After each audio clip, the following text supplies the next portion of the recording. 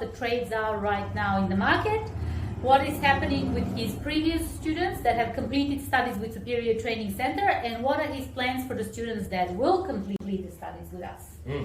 Trades are very attractive. Why? Because Australia, as part of the Australian economy, sits on a construction industry itself, and that will continue. That's one of the industries identified by the government as a post-COVID economic recovery industry. So if you are passionate about trades, if you're good at a trade, such as air conditioning, metal fabrication, electronics, then I can honestly tell you there's plenty of jobs. Most of my clients that we enroll into your school are already working in the industry. Oh. They're just not skilled. Perfect students. Yeah, they haven't got the qualification, but they might have been working, obviously, as a students in air conditioning business for the last 9 months. They fell in love with it. They're good about it. The boss saying, look, listen, why don't you go and study the program? Because then we can, find a migration pathway and so on and so forth. I have actually three of my clients who are working for tradies, and those 3 have been given 50% of the tuition fee by their employer. Isn't that fantastic? That's how much they need them. So, and it's not uncommon. So, generally speaking, if someone completes a certificate in air conditioning or metal fab or electronics, well, then, and as long as they're good at it, right, that's the critical part, as long as they're good at it, they have to have passion, right? Then right work ethic. The sky's the limit. Right work ethic is very, very important. We actually have quite a lot of students for whom the employers are paying their tuition fees for a very simple reason that they brought these guys on board, they gave them that chance, but the work ethic was there, the performance was there, and as you say, sky is absolutely Sky's the limit. So what is going to happen? Well, several of my clients completed Certificate 3 here, and where are they at the moment? They are on a 485 graduate visa. What is it? It is an 18 months unrestricted visa for graduates of certificates in aircon or metal fab or electronics. And as long as those students are continuing their employment in their trade for 18 months, well, there's a little bit of a the visa itself is for 18 months, but through the process, the duration from the end of the study until the end of the visa is actually way over 2 years. And as long as the person works for those 2 years full-time as an air conditioning mechanic, then he or she can be sponsored by the company. That's subclass 482. Sponsorship for an air conditioning occupation, as well as metal fabrication electronics, is a direct pathway to permanent visas. I just don't want to confuse anyone. Let's take it one step back. All right. One step back. I'm a student. Yes. Yeah? Hello. Hey, Michael. So I have finished Certificate 3 in electrotechnology. So I have a certificate that says I am a trained electrician, and you're my migration agent. Fantastic. So I come to you. I would advise clients to seek migration advice about 6 months before they finish the course. Right? Yes, we actually start finalizing your qualification intensively 6 months before you complete the course. Yeah? You don't want to be a student who comes a week before your visa expires and does, Michael, I finished 2 months ago, my visa expires in 5 days, what can I do? In most cases that can be too late, because there are certain requirements which needs to be met for the grant of 485. Obviously IELTS is required, complete qualification, and the critical one is 360 vocational training hours. Work placement, work learning. You pretty much have to be working 360 hours. That can be provided during the qualification. Yes, during the qualification. You're right. During the qualification. So you got a 2-year study, and part of that component on top of your study is these 360 hours. That can be delivered by 2 options. Number 1, the school has contracts with other tradies, and they provide them those students as apprentices. But 99% of our students actually already either have the jobs when they started here, or they found the job immediately at the beginning of the study. So Michael, I think the vast majority of our students would actually go with the version of them having their own jobs. Yes. So the one option is that the schools will actually organize your 360 hours, but it's a minority. The majority, far majority, are those who actually are employed in their occupation outside in the various trades and in the industry. Those people, we have to understand that international students have a 20-hour per week limitation. Well, the correct answer should be 40 hours of a fortnight. So we have to get us 360 hours. We have to prove that, but remember, it's a 20-hour per week limitation. Tax fund number employment. I would strongly discourage people while they are studying and before obtaining qualification to work on ABN. Because working on an ABN, obtaining contractor's license, the person needs to be qualified. So if you work on ABN without contractor's license, which is what you're not supposed to be doing, you may not necessarily be happy with the outcome from the authorities. So I would suggest tax fund number employment, 20 hours a week, for some part of the study to reach this 360 or maybe 400 hours, and that's one of the requirements for the 485. Also, requirement for school, in order for us to make you competent in units, it is the trades that we are teaching, especially the electrical ones. So vast majority of our students, about I think 80%, international students, are the ones that would like to become an electrician. So it's a high-risk trade. Please do not forget that. Apart from the fact that you have to have theory done at the college, practical done at the college, you have to be working as a fully licensed electrician in order to be made competent in 22 units that exist in the qualification. And I hear we have a question. Yes, it's coming from Checho. He says, if my company is part of the industry, but it is not part of the ARC, mainly the work is ductwork and mechanical ventilation, will that experience in the company still good to accumulate experience? All right. The answer is as follows. Many of my clients are asking me for sponsorship beyond the 45. I think he's asking about 360 hours. I have a feeling it is 360 hours. I'll explain to it. Yeah. So if it's, generally speaking, if you look at a company, is it reasonable to believe, given the nature of the business, that there is a genuine position as an air conditioning mechanic? That's the answer.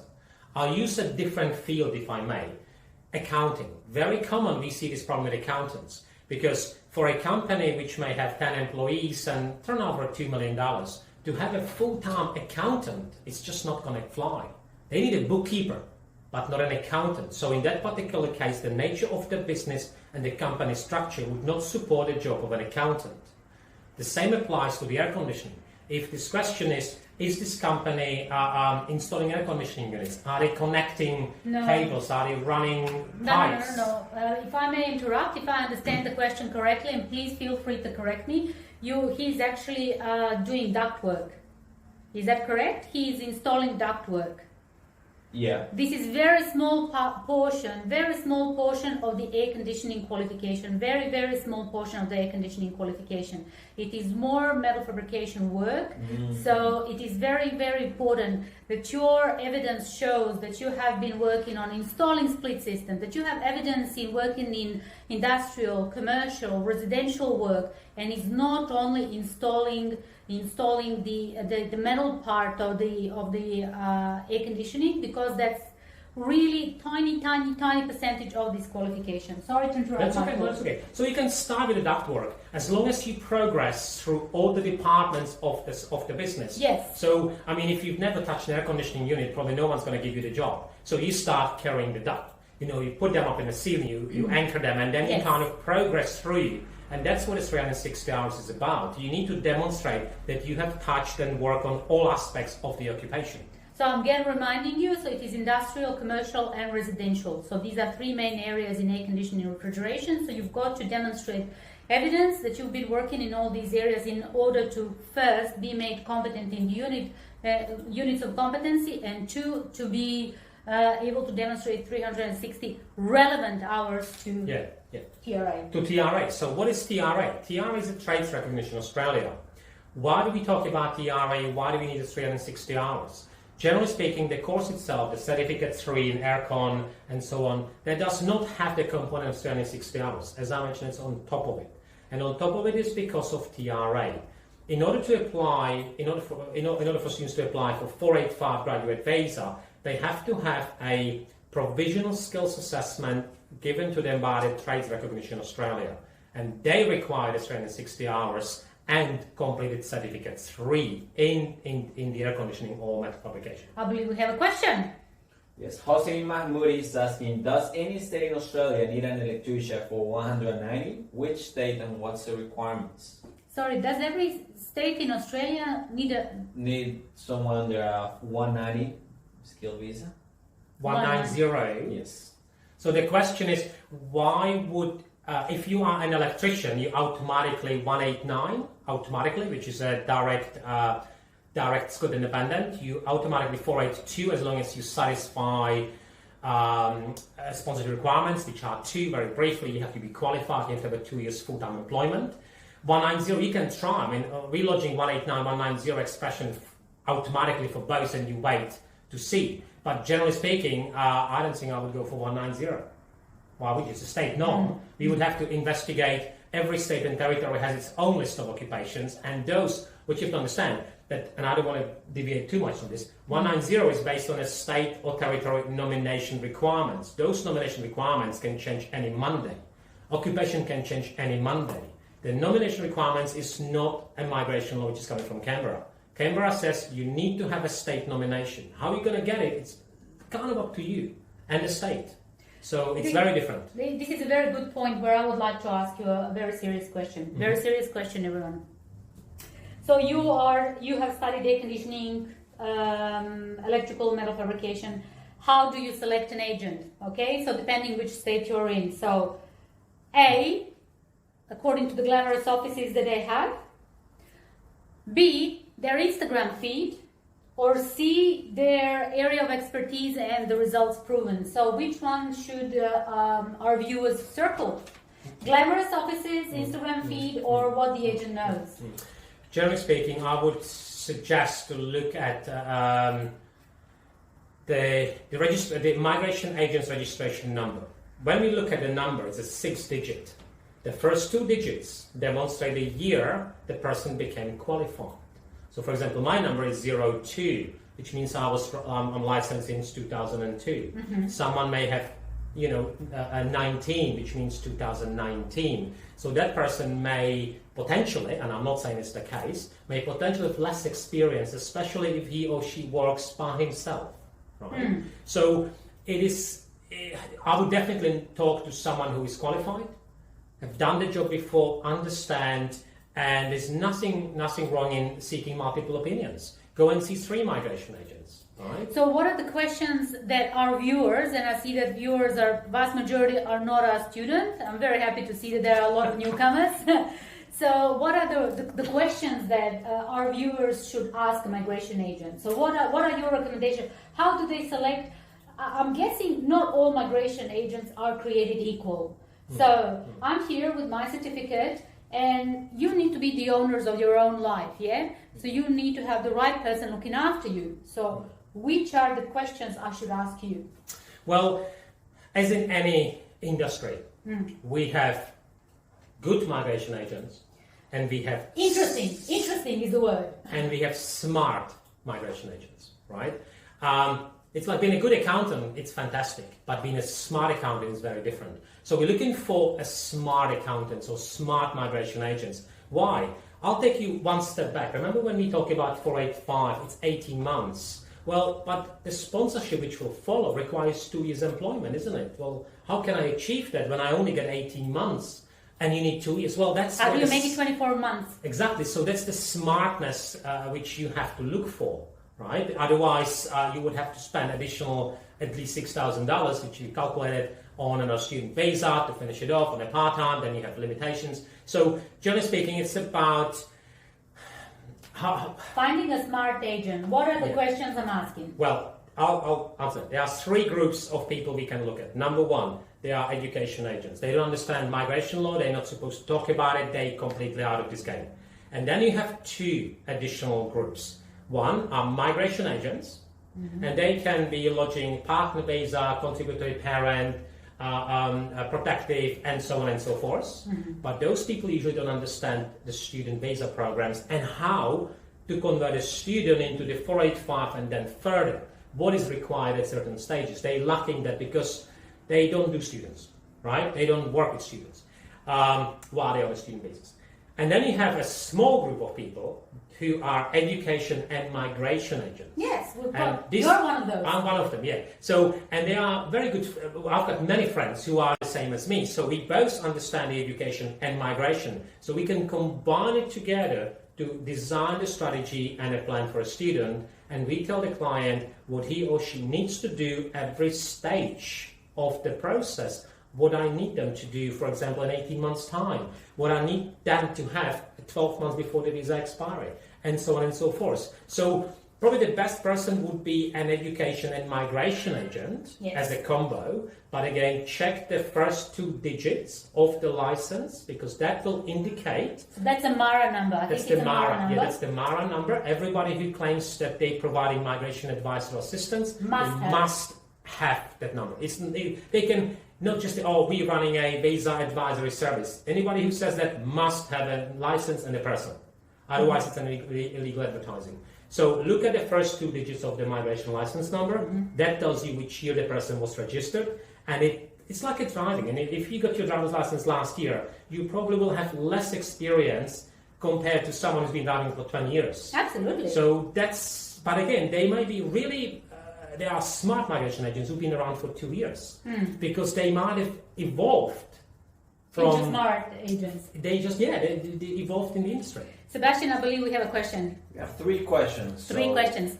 Nicholas is asking, I am studying painting and decoration certificate 3, and I also work in painting. Can I apply to a postgraduate visa? Well, Nicholas, the answer lies in the Krakow's registration of the program. As far as I know, not many painting programs are registered for 92 Krakow's weeks. If it is not 92 Krakow's week registered program, you cannot apply for 485 graduate visa. Okay. Simple answer. Checho, I know for the course I need the hours. The guy who was asking about the doctor work. Yeah. I know for the course I need the hours done in pipes, to wiring, split systems, and everything. I just wanted to know if a company that does mainly ductwork can sponsor me. Well, again, as long as the nature of the business of the company can support and justify to the Department of Home Affairs that they need a full-time position for an air conditioning mechanic, yes, you can. But if they only contract us to install the ductwork, the answer would be probably no. Jorge asked, what do you guys recommend? Becoming an electrician or AC refrigerator? Jorge, the answer is up to you, mate. Absolutely. What do you feel you can be better at? Right? Exactly. Please make sure that you go with your talents. Sit and think. Have a little conversation with yourself. Where do you see yourself down the road? Think about the things. What do you want to do? I'm just going to give you a few pointers for you to have in mind. First of all, I would like you all to visit joboutlook.gov.au. So joboutlook.gov.au. So this is a website that actually tells you what I think is interesting for most of you, which is how much each occupation earns. But please make sure that this is not the only sort of parameter according to which you are making a decision, for a very simple reason that electrical is exceptionally hard. It's considered a high-risk trade here in Australia. It's very different in my country, and I believe in vast majority of countries. Here, an electrician pays the same amount of insurance like a surgeon, believe it or not. And getting a license it's really, really difficult process. Keep this in mind. If you're not prone to if you don't like mathematics, physics, etc., electrical might not be the way for you. But have a conversation with yourself. Visit joboutlook.gov.au. Check this information out. Feel free to give us a call. Sebastian and Tatiana, part of our admissions team, will give you all further information in relation to the course. Up to you. Right. Another question. I'd like to add to that. Yes. I had a client. He's Colombian, and Michael, I'd like to study trade because I feel that's a good career to be in. Absolutely. And he asked me, what trade should I be, studying or become? What trade? And I asked him, what would you like? I said, I don't know. Have you tried any trade? No. So what I've suggested to him, he's got a lot of friends on the construction side. So I said, why don't you do it for yourself? Volunteering job, free of charge. Yes. 1 week as a carpenter, 1 week as an air conditioning mechanic, Correct. 1 week as an electrician, 1 week as an auto mechanic. So it's free of charge, but it's investment into your future, because Absolutely. if you make a wrong decision today, you're going to lose time and money. Absolutely. So, and based on what you like out of those, let's say 1 month, right? You pick, you choose. What did he choose? Well, he's in the middle of it right now. He doesn't know what he wants yet. He doesn't know. I mean, I've heard that this is easy. So it's not necessarily about what you think it's easy or what pays a lot. It's about what you built for. Exactly. Right? People don't like sitting at the office. There are a lot of people not like sitting at the office. So if you're one of these people, please consider one of the trades. We teach electrical, air conditioning, and metal fabrication. I'm pretty sure that we've sold out all the electrical. Sebastian, have we? No, still have. Oh, still a few spots. We have opened a new air conditioning group because there was so much interest. And we've got metal fabrication. Not a lot of people know about metal fabrication. So do consider that trade as well. We've got quite a lot of students interested in it. It is for the people that would like to do welding, that would like to work on a funky cars, that would like to do on, weld on ships, etc., etc. So several very exciting careers there as well. Any other questions? Yes. A lot of questions. John is asking, I would like to know about the requirements for graduate visa for electrician students. Very simple. The same thing applies across all trade studies. So completion of certificate 3, which is registered for at least 92 Crikers weeks. That's critical, right? If it's We have that, right. If it's, let's say, 89, it's not going to work. Number 2, 360 vocational hours, usually provided by the school, or you have the job outside. Yeah. Right? Have an IELTS test of 6.0 overall, and obviously AFP and medicals, but those are individual. But generally speaking, it's not complicated. I should probably point out with more details. Number 1, you can only apply for 485 within 6 months of completion of your course. So your school has to give you a letter of completion. You have to lodge the application for a graduate visa within 6 months after completion, right? And your last visa held at a time were a student visa. So you must have had a student visa in the last 6 months. So you can be on a bridging visa A because you applied for XYZ. As long as you were a holder of a student visa 6 months ago or within the 6 months, you still can apply. It's a bit complicated, but in general terms, the 6 months rule applied. The qualification, 2 years minimum, 92 weeks, 360 hours, IELTS 6.0 done. Questions? No questions? Church is asking, do you think going to a regional area after the course is the best way to get a residence in the future? All right, regional, that's a topic for a completely new session. I will summarize it in a very few words. Why regional? If somebody wishes to go regional, I would suggest the following. Look at the immigration website, go on Google and type migration planning levels. That will show you how many visas are available across the whole country, all states and territories, all regions, across all occupations for 12 months. The regional program is 11,200 visas per year for everybody. So the only 3 reasons I would send clients to regional. Number 1, they are qualified in an occupation which is not available in Sydney. Air conditioning, metal fabrication, electronics is in Sydney. It's Australia-wide. So that's 1. Number 2, you are getting old. Why? Because there are certain age advantages in the regional Australia. And number 3, because you have a friend who guarantees you a job. And in that case, it doesn't matter. If you have a friend in Dubbo who runs an air conditioning company and needs you, go. If you have a friend in Alice Springs who is an electrician and needs you, go. Not because it's regional, but because you have the job there. What people need to understand is that what is going to give you guys permanent residency, it's not what you study or where you're studying it. It's your career, which you are good at and are able to find an employment in it. Yeah. Whether the employment is in Sydney CBD next to the Opera House as an electrician will give you equal chances as if it's in Alice Springs. Not only that, guys, I have to mention to you a number of our students who have completed studies several years ago. They have actually gone overseas. They have gone to United Arab Emirates. They have gone to UK, etc., etc. So you have to check. You have to check with each individual country whether the qualification is recognized there. I can say with certain certainty that Commonwealth country there should not be any issues, but please feel free to check for yourself. But these are the sort of skills that you're taking with yourself wherever you go in the world, whether it's your home country or any third country. And Sebastian is looking as if he has a question. Okay, he has a question. That's what we're here for. I would love. Shiv is asking, hi, I have overseas diploma for the technology industry, more than 15 years experience. Now I started studying certificate 3 for electrotechnology, so he's a current international student. And Is that also, our school or yes, someone else? he is our Oh, current okay. student. And also started working with a full licensed electrician. So what do you recommend to me? Well, finish the course. Number 1, obtain certificate Yes. 3. Second, continue working with your electrician. Number 2, Absolutely. apply for graduate visa. Why? Because you needed 2 years post-qualification at full-time employment in the occupation to be eligible for sponsorship for 8.2, which follows, and that's the pathway to permanent residency. Sorry, was that? Oh, I just wanted to add something. Go Yes. for it. No, go for No, it. I just wanted to speak to you briefly about the licensing. I don't know, we have received a number of questions with regards to licensing for electricians. First of all, keep in mind the fact that here in Australia, having the qualification doesn't necessarily mean that you are going to be granted a license. So, licensing body here in New South Wales is an organization called Fair Trading New South Wales. They have spectacular websites, spectacular support lines, so they will definitely be able to provide you with the information on how do you get a license.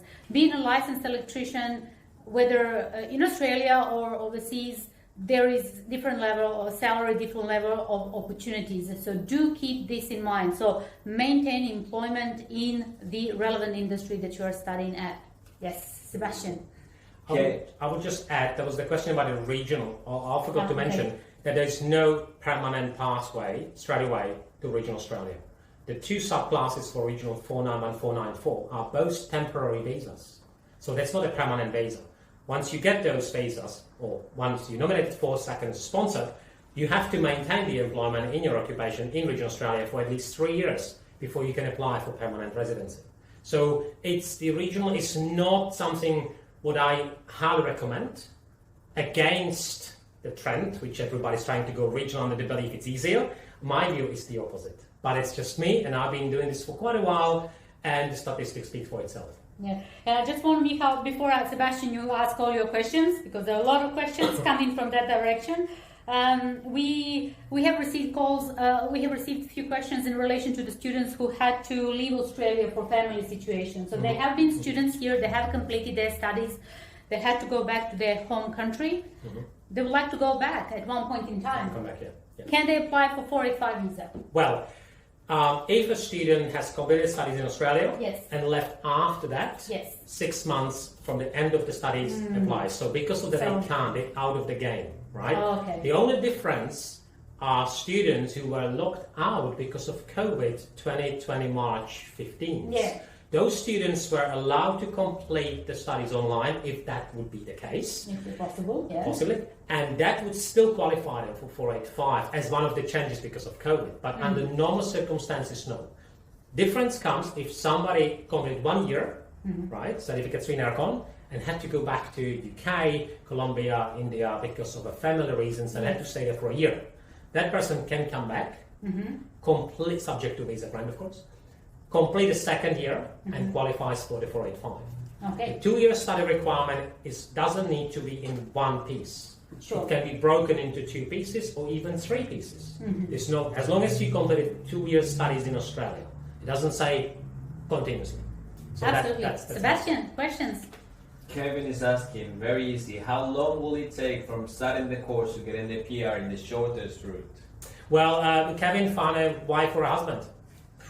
Sorry. No, you asked the question, I answered it. But if you're going to use the trade, then you're realistically looking, the shortest time will be 5 years, and I explain why. 2 years studies, then 2 years employment on your 485. That will get you into a 482 sponsorship. That's for 4 years. After 12 months, you will have 3 years employment. You can apply for 186 direct entry. Or after 3 years, you can apply for 186 transitional stream. Both those are permanent visas. So it's between 5 to 7 years to apply. Does age matter? Because I have a feeling age matters. Yes, age matters. You have to apply for 186 permanent visa before you reach the age of 45. Not at the age of 45, but before you actually reach it. It doesn't matter that you are 44 years and 10 months. As long as you make a valid application at that age, it may take another year to get your residency. You may be 45, 46, it doesn't matter. Because you lock the application in valid, as long as it's valid, before you reach the age of 45. Yep, clear, 100%. Question, visa sponsor, if I have a qualification as a painter, but I don't have the years of experience that is needed, can I apply? No. Sponsorship 482, very simple. 2 requirements in general terms. Be qualified, number 1. And number 2, 2 years full-time employment after completion of the qualification in the last 5 years. Right? So what does it mean? I have multiple cases now where a student I'll give you a typical example what I'm working on at the moment. Generally speaking, painting program, certificates in painting, which is not related to the school, but as an example. It's not a 2-year program, it's a 12-month program. So what do we need for the sponsorship? Qualification, 2 years full-time. Well, this particular student has a partner. And guess what? She is a holder of a bachelor's degree from home. So while he is studying 12 months certificate 3 in painting, she is a dependent. When he completes the certificate 3, she applies for a student visa and goes to study master program. That's for 2 years. He becomes a dependent. As a dependent on a master student, you have unlimited work rights. So he gains those 2 years and then he can be sponsored. Question, what if I find a husband while I'm studying a trade course? Well, if you find a husband, as long as you satisfy requirements for the partner visa subclass 82801, you can apply. However, what you need to understand, that once you launch an application for partner, let's assume you have a visa for 2 years. After 12 months, you applied for partner visa, right? You will receive a letter stating you have been granted a bridging visa A, but they are not in effect.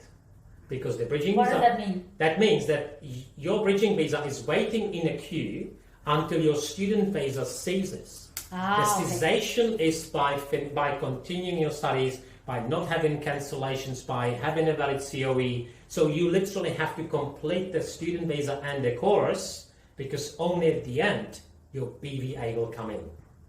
Right? We have quite a lot of these cases, so it's very interesting to hear this, Sebastian. Don't jump out. Don't think that, I have a student visa for 2 years, but I just applied for partner visa. I don't have to go to school. Well, you can do whatever you want, but if you don't go to school, the school has an obligation to cancel the COE, the Department of Education. Yes. That has a direct impact, or may have a direct impact, on a visa cancellation. If your visa is cancelled, your partner visa is gone, and you lost $10,000. So again, you have to be smart about the strategy. So my role in our firm is to come up with a best strategy with plus and minus. All my clients receive the positives and negatives of all those scenarios. They make up their minds. So there's no one way of skinning a cat. Sebastian?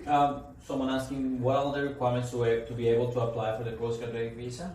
The requirements for the postgrad, again, I'm happy to cover it again. 2-year qualification, 360 vacation training outside of the premises as an employment or within the school, IELTS 6.0, 6 months you have to apply within 6 months of completion of the course, and the visa which you held in the last 6 months must have been a student visa.